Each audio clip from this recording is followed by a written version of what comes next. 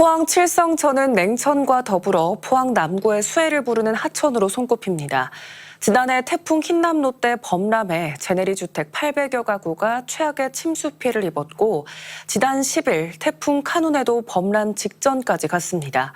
수해 복구 사업은 지난 5월부터 시작했지만 공사 진행이 너무 더디고 항구 대책도 빠져 있습니다. 장성훈 기자가 보도합니다. 지난해 태풍 흰남노 때 포항 칠성천은 홍수가 나 인근 800여 가구가 침수되는 피해가 발생했습니다. 당시로부터 1년이 지난 지금 강물이 범람한 지점의 옹백은 이제서야 보강 공사를 시작했습니다. 도 하천가에도 수없이 전화를 해가지고 이거 지금 빨리 안 해주면 안 된다 얘기를 했더니 할 거다. 거기만 하는 게 아니고 전체적으로 차수백 설치를 할 거라고 했는데 안 됐었고요. 하천의 상당수 구간은 아직도 준설 작업을 하지 못해 물 흐름을 가로막는 토사들이 쌓여 있습니다. 복잡한 행정 절차를 이유로 수해 복구 사업이 지난 5월에야 시작됐고 이후에도 공사가 속도를 내지 못하고 있는 겁니다. 특히 공사 내용에 관한 주민 설명회조차 열리지 않은 상태에서 지난주 태풍 카눈으로 또다시 범람 위기를 맞다 보니 주민들 입장에선 불안한 건 당연하고 늑장 행정에는 화도 납니다. 이번 태풍이 크다는 그것 때문에 보따리 사놓고 화장실에 물이 안 내려갔는데 그쪽에서는 아무 대책이 없다. 그러면 진짜 우리 보고 죽으라는 말밖에 없잖아요.